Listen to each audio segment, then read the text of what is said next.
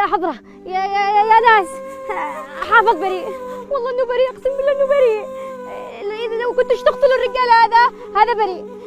مسعود عايش يا نورية، والله انه عايش يا نورية. ايش تقول يا انيسة؟ يا نورية،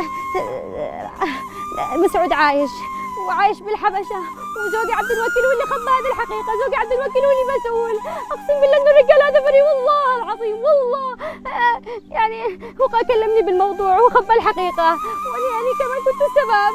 انا كمان كنت السبب، لانه انا ما حصدقتش بكلام ربنا وامني امشي كلام الناس. انه بريء، اقسم بالله انه بريء، والله العظيم انه بريء. ايش الحكاية؟ فهمونا ايش الحكاية؟ زوجي عبد الوكيل اتصل بي وفهمني بكل الخبر.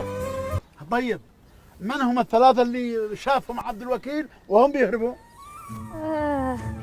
هو لما كلمني قال لي انه ابصر ثلاثة، واحد منهم معرق، بس ما ابصرهمش سوا لانه كان غدر.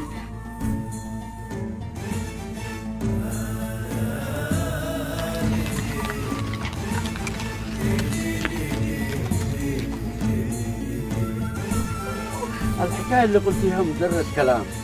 القانون ما ياخذش قراراته من كلام واحد مش موجود.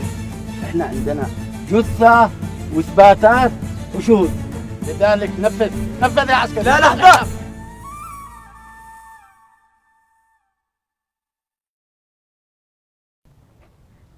صحيح حافظ ظلمنا وأذانا وأذى أمي، بس ما يرضيناش إنه يموت بدم مش دمنا ولا حق مش حقنا.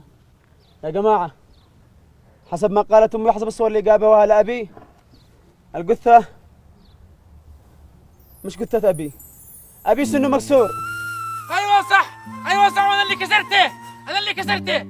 الصور اللي جابوها من المعمل الجنائي الأسنان كلها سليمة، الجثة مش لأبي.